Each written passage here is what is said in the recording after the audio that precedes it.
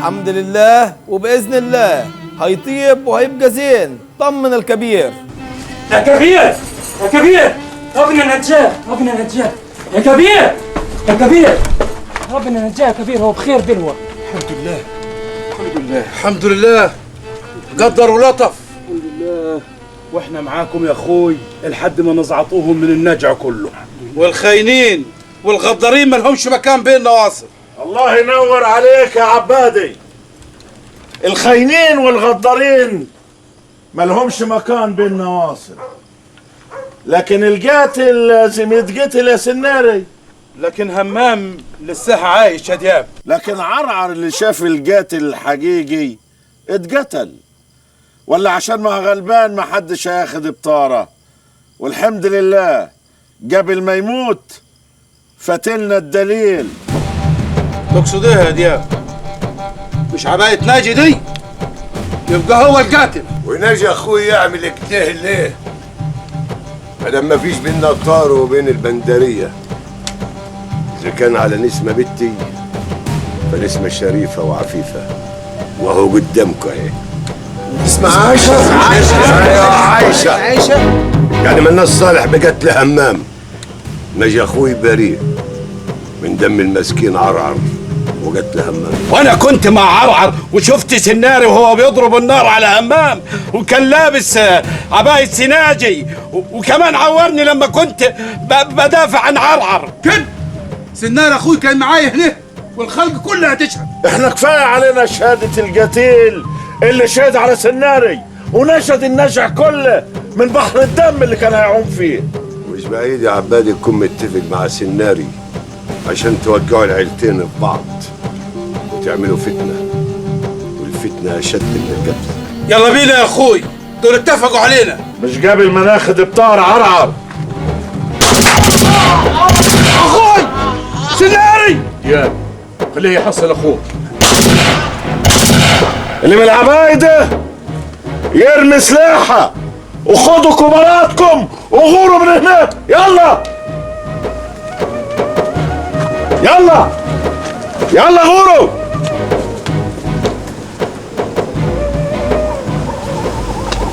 حسان يا اخوي، من دي عيلتي وعيلتك هيبقوا عيله واحده. حقك على راسي. الحمد لله ان ربنا ظهر الحق. مبروك عليك جواز همام ومبروك نجاته. يلا يا بنتي ملناش عازه هناك.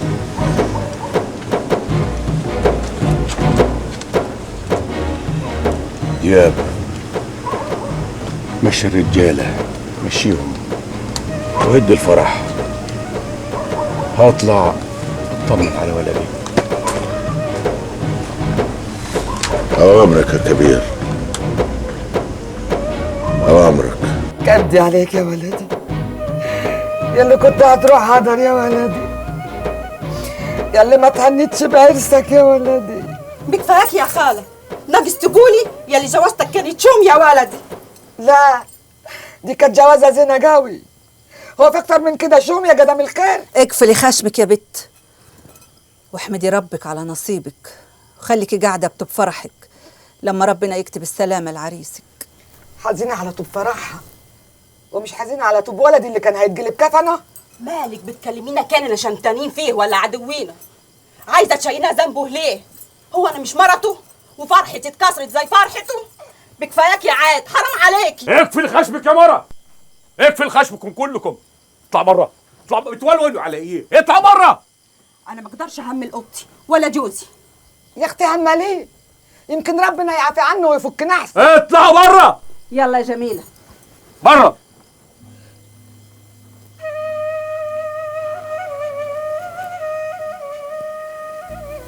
انا هقعد معاه لحد ما يفوق. هاتيلي قعبة مرق كبيرة، ها؟ لما يفوق ياكل ويتقوى. بس يفوق هو وانا وكل خروف بحاله. هيفوق بإذن الله، هيفوق والا 3 بالله العظيم اقتل العبايده كلهم نفر نفر. هيفوق ولدي هيفوق. هما مال عمالين يتنجزوا عليا ليه؟ هو انا والوحده عريس هيتصاب؟ امال لو كان مات كانوا عملوا ايه؟ الظاهر في حكاية تانية ما عارفينهاش. اهي ناقصه حماتي. انت لسه يا عشمانه وقاعده بطوب الفرح يا عروسه. اللي قادر يصبرك على ولدك يصبرها على جوزها. وهو مين يصبر على بلوته؟ سامعه يما انا بلوه؟ وحد جاب سيره البلاوي. انت دايما متصربعه كده. انا ما قصديش عليك انت، انا قصدي على نسمه بنت حسان. وايه جاب سيرة نسمة دلوك؟ الله يرحمها عاد. لا نسمة ما ماتتش لساها عايشه، واللي ضربت طلقه من عيله عبادي مش من عيله حسان. عايشه ولا ميته تهمنا في ايه؟ هو همام جوزها ولا جوزي؟ الجوازه ما تمتش يا ناظري، ما دام ما دخلش عليكي ما يبقى جوزك. شرع ربنا صح. يعني ايه؟ وهو الفرح ده كان همام بيتجوز مين؟ الفرح ما تمش، ولما همام يفوق بالسلامه يبقى اتكتب له عمر تاني، وابوه لا يمكن يرفض له طلب. تقصدي ايه يا عجيلة؟ هو لعب عيال؟ لا وانت الصادقه، لعب رجاله وحصل قبل كده، وولدي ما دخلش على بنتك وكل الناس تشهد على كده، ويمكن لما يفوق يقول بتشائم منها والجوازه ما تتمش. وانا بنتي طلعت من بيت ابوها ومش معوداله تاني، ولو في دماغك تفضحينا يا عجيلة انا اللي هخلي فضحتكم على كل لسان. فتلم يا مرت الكبير. باع جري يا معلم قباري، هو احنا اتنصب علينا ولا ايه؟ اصبر يا قنوس، الحكايه مش قفش. لا هو مش كان متفق معاك هيجي لك بعد العشاء على طول؟ معلم نمر طول عمره قد كلمته، وانا جربته قبل كده 5 سنين وفي كل مره كان بيطلع راجل. ما قلناش حاجه. الله، مش هو اللي جاي هناك ده؟ هو مش قلت لك راجل قد كلمته؟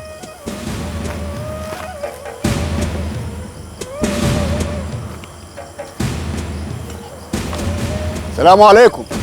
السلام ورحمه الله وبركاته. الحمد لله على السلامه يا معلم نمر. الله يسلمك يا معلم، منور الصعيد كله. الله يخليك.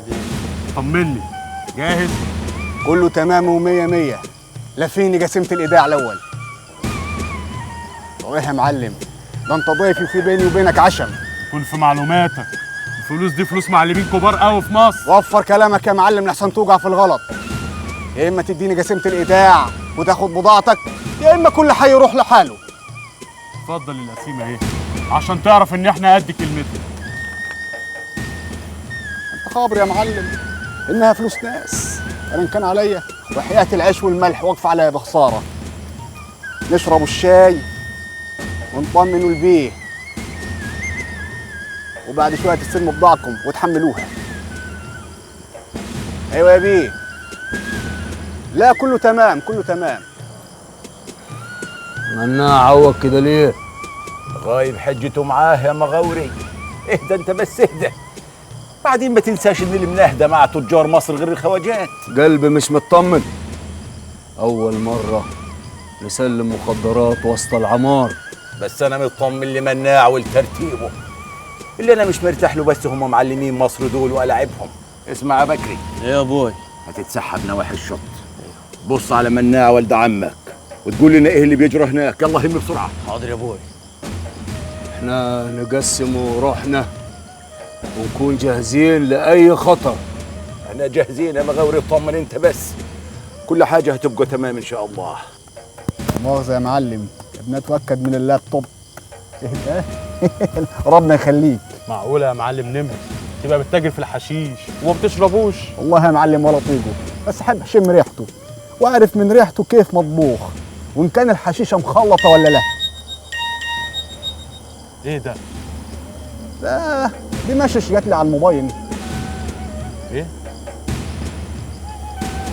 كله تمام، الفلوس تمام واتنقلت الحساب. عيب يا معلم، ده انا معلم كبير وانا اللي حاططهم بايدي. وانا كمان هصدق معاك. الو، ايوه راس ناجي، كل شيء تم بامان. ايوه ايوه ابعت لي الرجاله. خد يا زرزور اشرب الكوبايه دي يا اخويا عشان تخف. من يد ما نعدمها يا خاله. تسلمي. بالك لو ما كنتش واكل الارنب ما كنتش قدرت تتحمل الضربه اللي على راسك دي. انا كان كل همي اشيل التلفيحه من على وشه واعرف هو مين.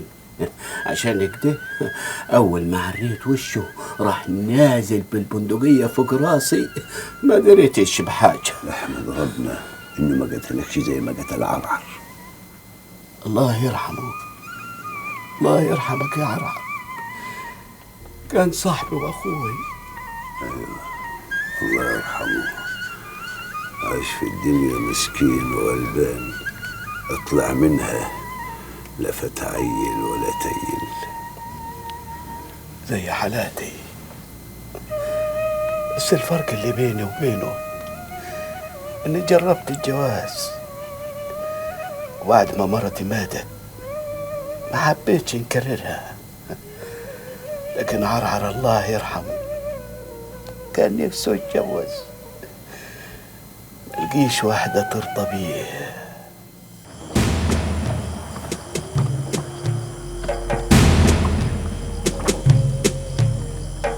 كده بضاعتك كلها تمام. اي خدمه تانية يا ريس؟ وانا ماليش بركه غيركم. خد يا معلم نمر، وزع دول على رجالتك 10 بواكي. دي على الريس وزعهم بمعرفته. اي ريس فيهم؟ كلنا هنا تبع المعلم نمر الطيب. خد عنك يا معلم نمر، انا افرجهم. بس ليه طلب صغير للامان كده، هتفضل معايا يا معلم نمر لغايه ما نخرج من محافظه هنا. كل واحد فيكم ينزل سلاحه ويكون في معلومك يا معلم، الشط ده كله مرشق رجالتنا ومعاهم سلاح آلي. انت فهمتني غلط ولا ايه؟ انا ما قصدتش نيه وحشه لا سمح الله، دول اغبياء. ولا تقدر تعمل حاجه وحشه معانا. بضاعتك خدتها، فلوسنا معانا، كل واحد متعلق من عرقوبه. يا معلم جباري، احنا اشترطنا التسليم هنا وانت وافقت، وانت حر في الطريق اللي تنقل بيها البضاعه لحد مصر. ما قلتش لا، بس بخاف من الغدر، خصوصا انك خدت حقك بالتمام والكمال. ما انت كمان خدت بضاعتك بالتمام والكمال، وانت معلم كبير وعندك خبره. طب اصبروا عليا لغايه ما احط شويله البلح فوق المخدرات، وخلي رجالتك يساعدونا. دي شغلانه تبعين مالناش صالح بيها. احنا كده مهمتنا انتهت يا معلم نمر، ونقدر نمشي. يلا بينا. انصحك يا معلم، الطريقه اللي هتنقل بيها دي خطر. تعرف في كام نقطه مسطحات بطول النيل، وايه عندهم كلاب مدربه. وايه اسلم طريقه نخرج بيها؟ انصحني وليك الحلاوه. انا اقول لك يا راجل من غير حلاوه ولا بتاع، توكل على الله يا معلمين. تخافش يا عمي. حاضر يا معلم نمر. وابقى خلي شاهين يستناني في المكان اللي اتفقنا عليه بالعربيه. حاضر. يلا بينا. تعال يا معلم.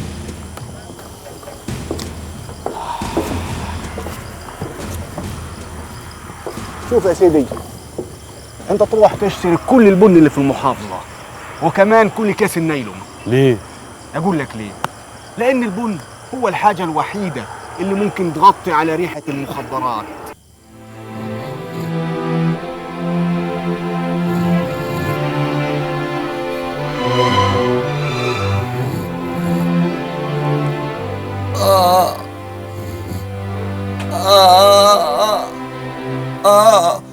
همام، همام يا ولدي، همام. الحمد لله على سلامتك يا ولدي. ابوي، يا ابوي انا تعبان. الحمد لله على سلامتك. هو ايه اللي حصل يا ابوي؟ ايه اللي حصل؟ انا اخر حاجة فاكرها اني كنت رايح اخد العروسة اركبها على حصاني. ايه اللي حصل؟ قدر ولطف يا ولدي، قدر ولطف.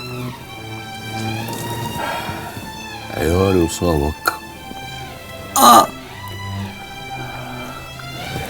بس الحمد لله خدنا بطارنا، قتلناهم كلهم. قتلتوا مين ابوي؟ قتلتوا آلة حسان؟ لا يا ولدي، عبادي وسناري الله يحرقهم هما التنين كانوا عايزين يوقعوا بيننا وبين عيلة حسان، لكن ربنا سبحانه وتعالى كشفهم. نسمع عايشة. بعدين انت عارف مين اللي كشفهم؟ الله يرحمه عرعر، وزرزور. عرعر عرعر مات، الله يرحمه. بس خدنا بطاره يا ولدي، خدنا بطاره. روج انت، روج. ايه، خد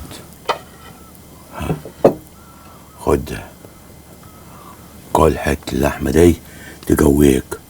ابوي ما قدرش. اسمع الكلام، خد تجويك يا ولدي. اللحمه بارده ومدهنه يا ابوي. تسخن ببطنك.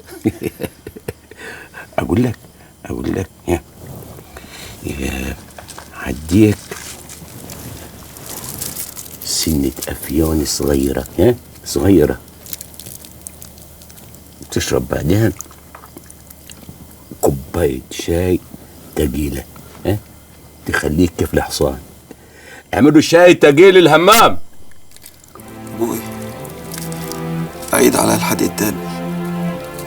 انت قلت ان النسمة لساها عايشة، صح ولا انا كنت بخدرف؟ لا يا ولدي، عايشة وكلنا شفناه. الحمد لله يا ابوي، ربنا استجاب لدعواتي. يعني خلاص يا ابوي، عيلة حسان ما عايزاش مننا اي طار ولا عايز تنتقم مني؟ لا يا ولدي، وعمك حسان قال كده وصالحنا. خلاص ما فيش حاجة، فيش حاجة، ما فيش حاجة. ما دمتم اتصالحتم يا ابوي، عايزين تجوزوني جميلة ليه وعذابه خلاص. أما الحمد لله على السلامة يا ولدي. وقعت قلبي عليك يا ولد بطني. خفيش يما، ولدك راجل ابن راجل. كمل حديتي ده جوا، خشي. تعال يما. ولدك راسه ناشفه، سابنا وقعد معاهم. يعني هو قاعد معاهم بخاطره؟ في الاول حبوا يغصبوه، لكن لما رفعنا عليهم السلاح وهددناهم كشوا مننا وخافوا. وبعدها كبيرهم جه وقعد مع مناع وقعد يودود في ودانه شويه، وجه مناع ومشانا وخلى شاهين والد مغاوري يسبقوا بعربيته على الارض الجديده. معنى كده انه راح معاهم؟ ملهاش معنى تاني يا كبير. كيف يا ناجي؟ كيف تهمل ولد اخوك؟ كنت هاته بالغصب، اكسر له راسه حتى. من احنا ومال تجار مصر نوصلهم ليه؟ ما يغوروا في 60 داهيه، تهمنا في ايه سلامتهم؟ انا بقول يا كبير يمكن يكون مناع عمل معاهم اتفاق بعد ما قبض ثمن الحشيش. ويطلع ليه؟ نقصه ايه؟ نقصه تم مشروع الارض الجديده. لا مناع ولدي ما يعملش كده. ايوه مناع لو جرى له حاجه لا قدر الله العيله كلها حتضيع. ايوه لو وقع كلنا حنقع. يبقى ما فيش قدامنا يا كبير غير اننا ندعي له ربنا ينجيه ويرجع لنا بالسلامه، وبعدها نبقى نكسر راسه الناشفه دي. البن يغلوش على اي ريحه حتى لو كانت الكلاب خبيره مخدرات. المهم الحشيش يتلف زين وحواليه البلح وبعديه البن، وابقى ادعيلي لما توصلوا بالسلامه. انا مسجل الطريقه دي باسمي في موسوعه جيمس راكورد، طريقه نمر الجن في تهريب الحشيش في البن.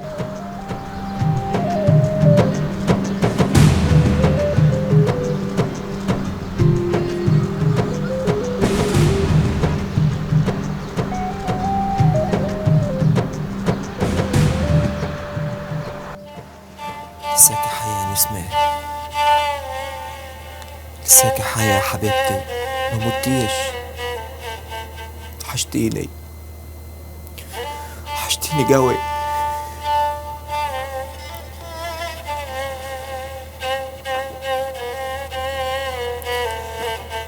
سلام قولا من رب الرحيم. في ايه؟ ايه شفت عفريتيات. انت ذنبك ايه يا بنت الناس؟ لعب فيانا. انت زي الفل، وربنا نجاك عشان تكيد العوازل تفرح بعروستك. عوازل مين؟ انا نفسي نعرف مين اللي دخلك عليا دلوك؟ امي. امك يا قلبها الاسود. ده انا لسه طالع من موته، يعني تعبان عايز اتجوت بفروج بوزه، انما اللي في راسك ده تنسيه خالص، فاهمه ولا لا؟ اخصى عليك يا همام، هو انا مش مراتك؟ اصبر شويه يا جميله، اصبر شويه مش كده، اصبر شويه لغايه ما طيب، واوعدك هنعيد الفرح من تاني، واصحي لك سناري من تربطيه واضربه على قفاه علشان ما عرفش نشن صحه ويخلصني زين كده. اما يما ايه مالك يا بنت؟ حصل ايه؟ مش عايزني يما، مش عايزني، مش هنقعد هنا تاني، يا مري خديني معاكي. يا خيبة املك يا بنتي. ما قلت لك اصبري، لكن سمعت كلام امك، الطلقه اللي خدها كان هيردها لك. سامعه يا اما وساكته. ما هي نفسها هتطفشك من البيت. خليكي ناصحه والبدي ومش هنا فوق في اوضتك مع جوزك. يلا اطلع اطلع يا بنت اطلع.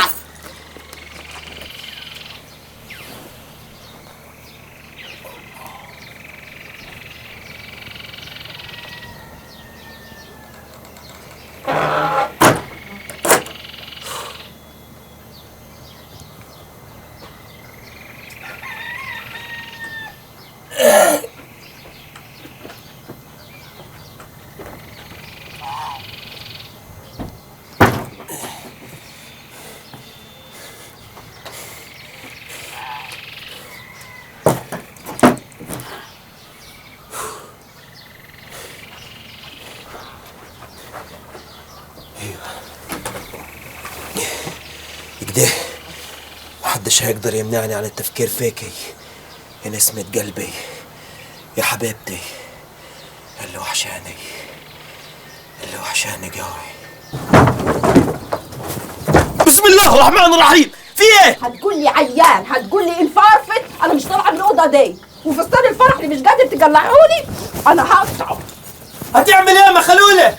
ما تخافش، لابسه جلابيه تانية كلها احمر فحم حتى شوف.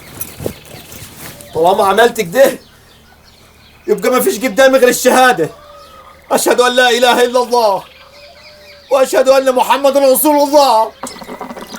يا راجل انت قلبك حجر، مش حاسس بولدك؟ انا عارف بعمل ايه. ولدك دبت فيه الروح لما عرف ان بنت حسان لساها عايشه، لو صبرت عليه هيتنمرض ويهملها، يهمل عروسته. تقوم تدخله عليها وهو متصب عيار؟ يعني هتاكلوا ايه؟ هتناجروا شويه وهو هيناجرها شويه لحد ما يولفوا على بعضيهم. سيبيها جنبه علشان ما يفكرش ببنت حسان ويعمل لنا مشاكل. ويا جميله هتنجروا؟ دمها واقفه لها زي الدبابه عشان تطمن على بنتها.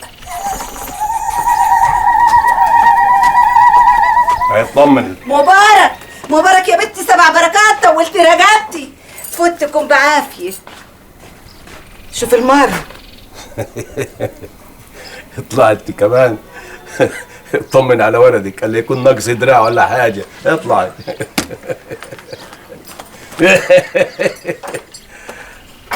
راجل يا ولدي، راجل.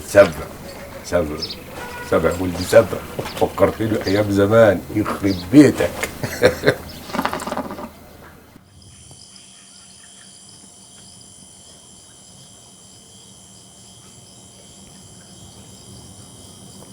Sir Freeman. Yeah. Finally, we know where Sir Benny is. And he's not dead as we assumed. He's still alive? He's recovering from severe coma and now in the hospital under restricted security.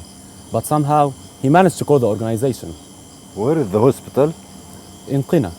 The organization sent him a new diplomatic passport with a new name and asks you to let him abroad. Listen to me. Book a ticket on Roma's flight tomorrow night. We'll take him directly to the airport. Okay, I will. الهمة يا ولد، مش هنعتقوا عربية في 3 أيام.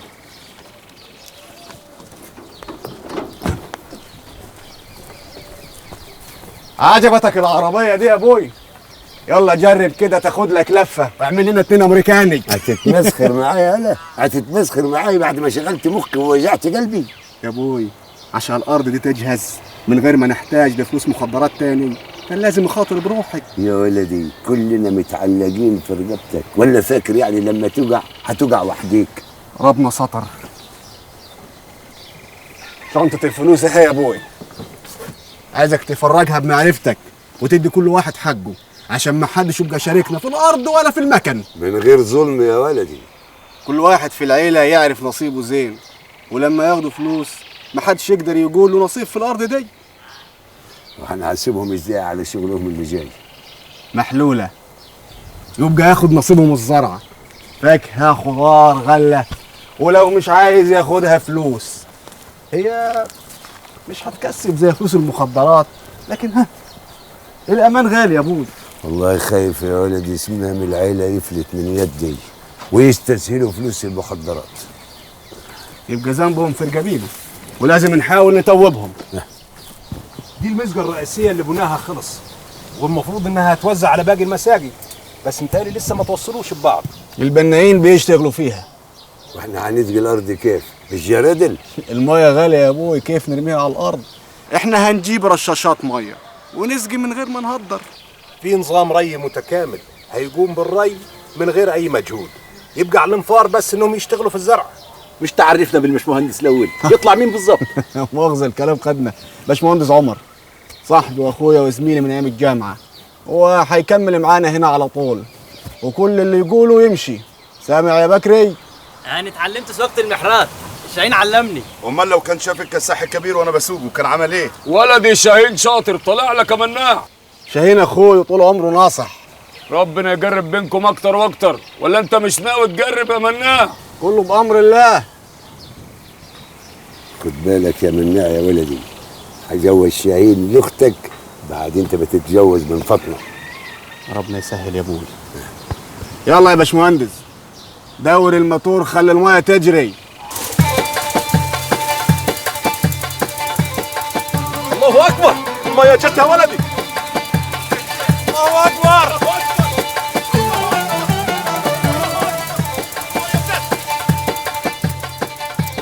الحمد ليك والشكر يا رب. هو ماله شاهين ولد عمك مغاوي؟ حايبه ايه؟ ما تتكلم يا بنت. يعني انا اخد شاهين وفاطمه تاخد اخوي مناع؟ ده يرضي مين ده؟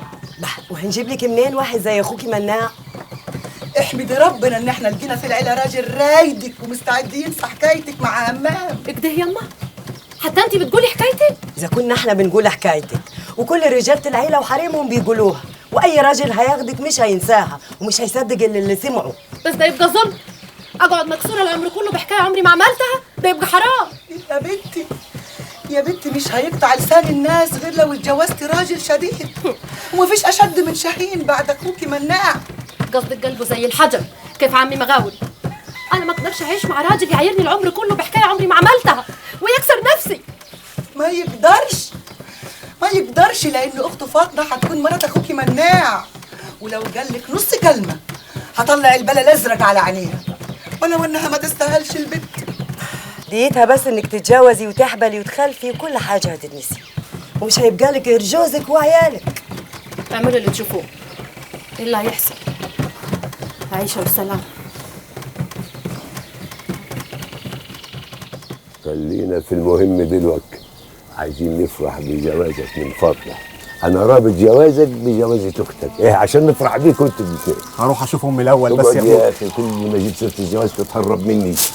تصبر عليا يا ابوي، هنعملوا فرح ومفرح واحنا لسه ما اطمناش على الارض الجديده. مالكش صالح بيه، احنا طول عمرنا بنعرف نزرع ونقلع. ايوه، وبعدين انت جبت لنا الميه والمحاريب، خلاص مهمتك انتهت، سيب الباقي علينا.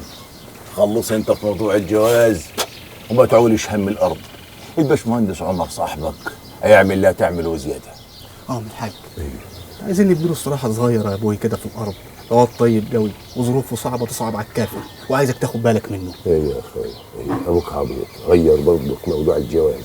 يا ولا عايز اوفي بوعد يا. حاضر، هبقى اديك كلمه بعدين. حدد الوقت اللي انت عايزه وانا مرتبط بيه. ما اقدرش اقول لك على وقت دلوقتي يا ابوي، الله عندي شويه مصالح في سوهاج لازم المها. انت محتاج وقت قد ايه عشان تتم بالحكايه دي؟ هي فاطمه حمضت، دي لسه عيله صغيره. الله احب على يدك يا ابوي، بلاش تفتح الموضوع ده دلوقتي. اجل شهر ولا شهرين. وانا موافق يا ولد، وانا موافق. زي انت ما قلت خلاص شهرين. وانا هقول له بقى، هقول له شهرين نكون جبنا فرش جديد وبيضنا الاوضه. يا الف مبروك بعد شهرين. قول اللي تقوله بقى. رئيس مناع رحت للبندريه واعطيتهم خبر وكله تمام. ناوي تروح لهمام؟ طبعا يا ابوي وصاحبي، وانا لازم ازوره. انا حتى جبت له هديه الجواز. هم اللي يروح يمكن نفسه بتتفتح على الجواز. قوم يا قوم بالاذن. مع السلامه يا ولدي. يا ناجي لولا كيف كلام مناع انا خايف يكون بيدوعني. ما توعدش انت مغاوري باي حاجه دلوك، وهم الهولي هجيب لك منه عقاد نافع. اعمل ايه يا مناع اخوي؟ شكلي بقى عفش قوي. انت بس نفسك مش طايقاه عشان اتغصبت عليك. عندك حق يا مناع، انا نفسي مش طايقاه، حاسس ان هي مفروضه علي، بس اعمل ايه؟ اوامر ابوي، اقول له ايه؟ بنت عمي وملهاش غيري. عايزك تنسى الموضوع ده خالص وانا هديك علاج ليه. اهدى يا مناع. دي كبسولات تاخدها عند اللزوم، هتفضي نص كبسوله على نص كوبايه ميه سخنه بقرب الغليان، او تاخدها على بطن فاضيه. نص كبسوله يا همام، نص كبسوله، ولا يجيلك شحار وتموت. شحار يا مناع؟ شحار بيجي البهايم. ما بيجي البني ادمين دلوقتي. طيب اقعد يا مناع، اقعد. عايزك في حاجه اهم. خير يا صاحبي؟ عايزك يا مناع تساعدني ببيعة الحشيش اللي عندي دي، شكلي بقى عفش قوي قدام ابويا وقدام العيله كلها، وانت تعرف ناس مهمين في مصر. صرفها لي يا مناع، صرفها لي. انا قلت لك انا بطلت الموضوع ده بلا رجعه. عشان خاطري يا مناع، عشان خاطري يا صاحبي، اخدمني في الموضوع ده، صرف لي البيعه دي، وبعد كده مش هطلب منك حاجه تاني، وعمولتك حددها بنفسك. يا ساتر، وانا حد هيجيبني ورا غيرك؟ ماشي يا سيدي، خد الرقم ده اطلبني عليه ومحدش يعرفه غيرك. اي خدمه تانية يا سيدي؟ حبيبي وصاحبي. تسلم لي يا اخويا. نص يا همام. نص. غلطان يا حسان يا اخوي، غلطان. ما كانش لازم تهمل ولدك يروح لهمام بعد الفضايح اللي جابها لينا. الناس تقول علينا ايه؟ الناس تقول اللي تقوله. همام اتربى في بيتي وسط عيالي، كيف اخوهم؟ ولو مناع يعرف ان همام بيبص لاخته كده ولا كده ما كانش راح بارك له. ولما انت تقول كده يا مغاوري، امال ولدك شاهين يقول ايه؟ وهيطلب يدها كيف؟ شاهين ودعمها وستر وغطى عليها وهو اولى بيها، ولا نعروا زرنا ونغطوا زر الناس؟ عيب عليك يا مغاوري تقول كلمه زي دي. بنت اشرف من الشرف. اذا كنت شايف ان ديها عار نفضها سيره. ليه بتقول كده يا كبير؟ ده أنا جاي عشان اقول لك نعمله فرح كبير انا وانت لمناع وفاطمه وشاهين ونسمه، يبقى كيف يكون في ضميري حاجه عفشه لمرت ولدي؟ ايه كلمه ستر وغطى الخايبه اللي انت قلتها دي؟ كان بنتنا عملت فضيحه وكان ولدك اتستر عليها. بنت مظلومه، غير كده كنت قتلتها بيدي. خلاص يا كبير، ما كانش قصدي، سماح. ولو عايز اعلن جوازهم دلوك انا موافق.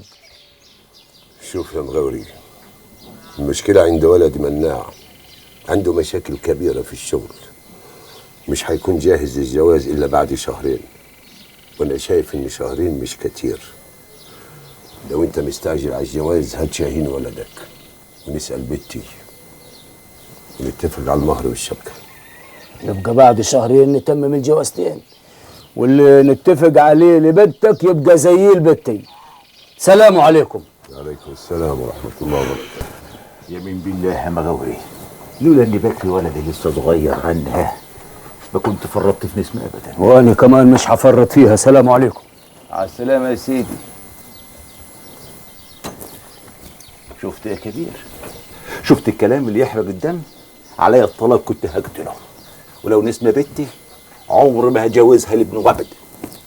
اللي رماك على المر اخوك مجبور يا ناجي. يغور في 60 داهية هو وولده، بدل ما يلقح كلام على زينة البنات بنتنا، ويبقى يشوف مين اللي هيعبر بنته بعد ما ولدك رهنها سنين على الفاضي.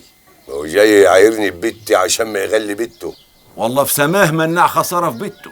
انا اقول خسارة وهو يقول خسارة، في الاخر البنات هي اللي عتبور، ويا ريت على كده العيله كمان هتتفكك.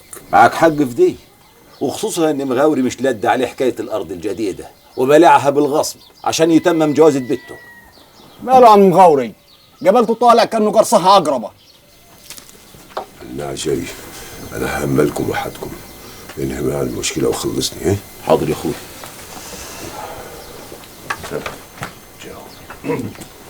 خير يا ابوي. عمك ناجي هيقول لك. اقعد يا ولدي. ايه يا عم ناجي؟ ابوي شكله متضايق. عمك مغاوري قال لنا كلمتين فوروا دمنا بخصوص اختك. كان ولده شاهين هو اللي هيتستر عليها. خلاص ما نجوزهالوش ولا نتجوز فاطمه. ولو قلت لك ان اختك ممكن سمعتها تتاثر بالكلام ده، وان فاطمه ما يهمهاش حاجه، ممكن ابوها يجوزها لاي حد، والف واحد يطمع في مال ابوها. والله ما الحكايه وصلت لكده يبقى خلاص لازم اصرحك يا عمي، بس مش هنا. تعال نتكلموا مع بعض بعيد عن البيت. يلا يا ولدي. خبرك ايه يا عمي؟ ده انا بقول عليك ان انت اللي قريب مني وفاهمني. لازم يا مناع يا ولدي تعرف احوال اهلك وناسك، تعرف عاداتنا وتقاليدنا اللي احنا وارثينها عن جدود الجدود. احنا صحيح مقطوعين هنا من سنين، لكن ملزومين باخلاقهم برضك. وانا ايه اللي يلزمني؟ انا عايز اعمل حياه جديده واخدكم معاي، مش هتزرع هنا. وهي الشجره تقدر تعيش من غير جذورها ما تكون متثبته في الارض؟ يعني هي الشجره دي ما محتاجاش ميه وهواء نضاف؟ انا هقول لك على حاجه يا عمي. قول. ما يعرفهاش غير نسمه. طيب. انا اتعرفت على عيله زين في البندر وهيجوزوني بنتهم. كان قلبي حاسس انك هتقول حاجه زي دي، بس ما عارفش يا مناع يا ولدي ابوك هيجرى له ايه لو سمع خبر زي ده. مش عارف يا عمي، انا بقيت عامل زي الفوله مقسومه نصين. دبرني يا عم ناجي. ادبرك يا مناع يا ولدي، بس اسمعني زين.